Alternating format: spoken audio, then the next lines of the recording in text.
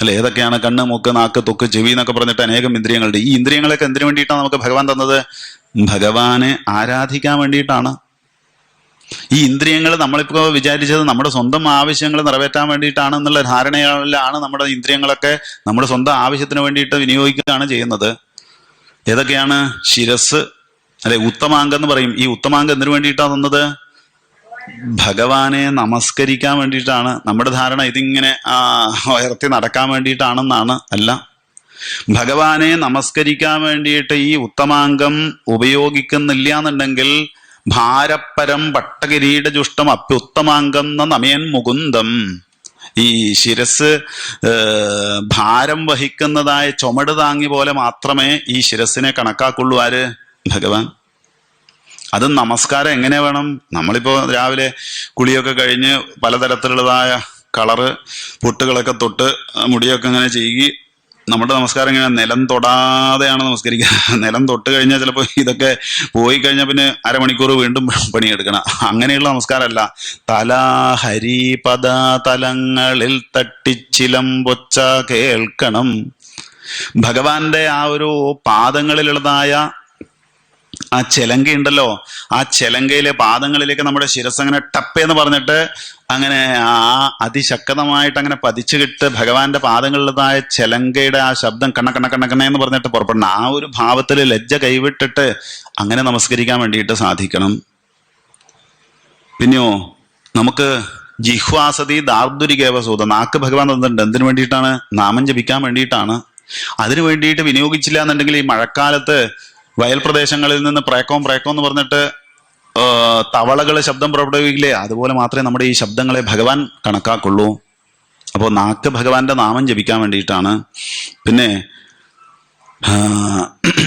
കണ്ണുകളുണ്ട്. എന്തിനു വേണ്ടിയിട്ടാണ്? ഭഗവാന്റെ സുന്ദരമായ സ്വരൂപത്തെ കാണാൻ വേണ്ടിയിട്ടാണ്. അതിനു വേണ്ടിയിട്ട് വിനിയോഗിച്ചില്ല എന്നുണ്ടെങ്കിൽ മയിൽപീലിയുടെ മധ്യഭാഗത്ത് ഒരു കണ്ണുണ്ട്. അതിനെ കൊണ്ട് എന്തെങ്കിലും പ്രയോജനമുണ്ടോ?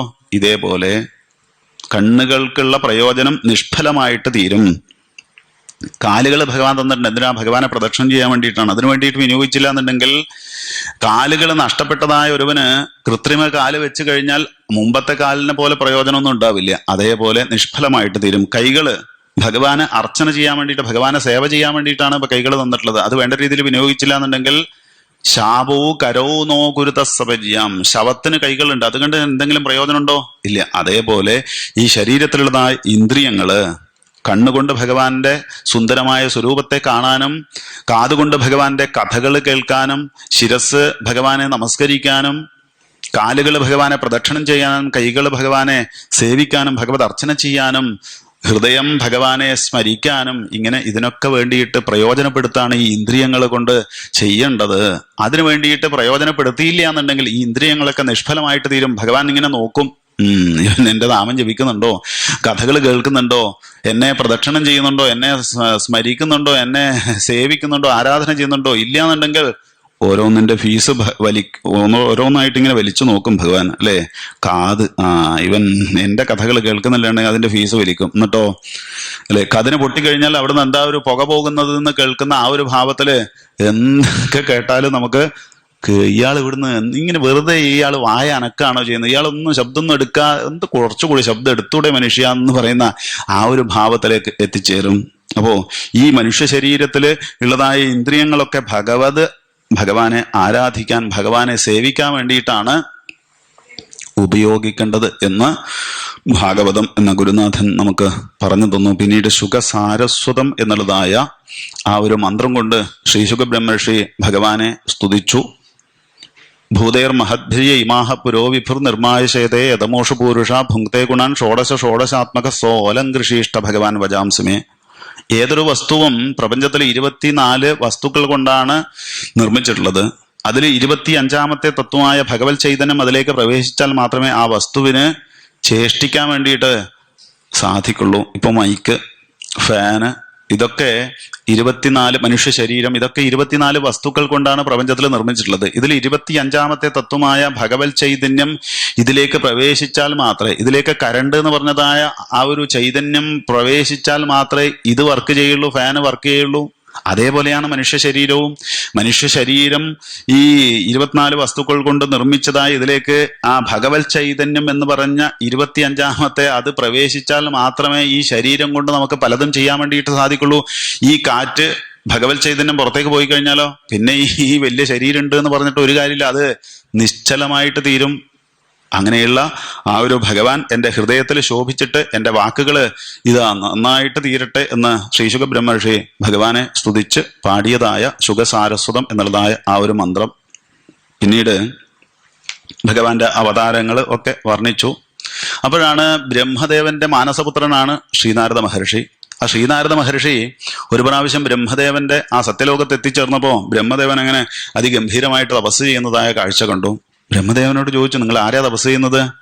അല്ലെ, നിങ്ങളല്ലേ ഇവിടെ സുപ്പീരിയർ, നിങ്ങളല്ലേ ഇവിടെ സൃഷ്ടി നടത്തുന്നത്, അപ്പൊ ഞാൻ വിചാരിച്ചു നിങ്ങളെ മേലെ വേറെ ഒരാളില്ലാന്ന്. ബ്രഹ്മദേവൻ പറഞ്ഞു, അല്ല, എൻ്റെ സുപ്പീരിയറായിട്ട് മഹാവിഷ്ണു ഉണ്ട്. ആ മഹാവിഷ്ണു പറയുന്നതിനനുസരിച്ചിട്ട് ഞാൻ എന്നെ ഇവിടെ സൃഷ്ടി എന്ന് പറയുന്ന ജോലി ചെയ്യുന്നു എന്നല്ലാതെ കണ്ട് എനിക്ക് സ്വന്തമായിട്ട് യാതൊരു കഴിവുമില്ല. അപ്പൊ അങ്ങ് എവിടുന്നാണ് ഉണ്ടായത്?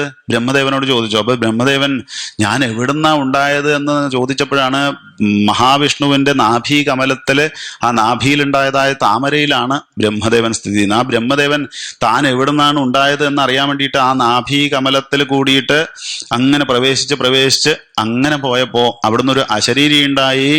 സ്പർശേഷുയൽ ഷോഡശം ഏകവിംശം. ഷോഡശം എന്ന് പറഞ്ഞാൽ 16, ഏകവിംശതി എന്ന് പറഞ്ഞാൽ 21. 16ാമത്തെ അക്ഷരം ത എന്നുള്ള അക്ഷരം, 21ാമത്തെ അക്ഷരം തപ എന്നുള്ള അക്ഷരം, ഇത് രണ്ടും കൂടി കൂട്ടി വായിച്ചു കഴിഞ്ഞാൽ ബ്രഹ്മദേവ അങ്ങ് തപസ് ചെയ്യുക, തപ തപ തപ എന്നുള്ളതായ നിർദ്ദേശം. അങ്ങനെ ബ്രഹ്മദേവൻ വീണ്ടും അനേക കാലം തപസ് ചെയ്തപ്പോ അവിടെ കിരീടനം കുണ്ടലിനം ചതുർഭുജം പീതാംബരം വക്ഷസി ലക്ഷിതം ശ്രിയ, കിരീടകുണ്ടലങ്ങൾ ധരിച്ച് പീതാംബരധാരിയായിട്ടുള്ളതായ സാക്ഷാൽ മഹാവിഷ്ണു ദർശനം കൊടുത്തു. ആർക്ക്? ബ്രഹ്മദേവന് വളരെയധികം സന്തോഷമായി. ബ്രഹ്മദേവൻ പാദങ്ങളിൽ വീണ് നമസ്കരിച്ചിട്ട് പറഞ്ഞു, അങ്ങയെ കാണാൻ വേണ്ടി ഞാൻ കാത്തു നിൽക്കുകയാണ്. എന്തിനു വേണ്ടിയിട്ട്? ഈ സൃഷ്ടി എന്ന് പറയുന്ന ജോലിയില്ലേ, അത് രാജിവെക്കാൻ വേണ്ടി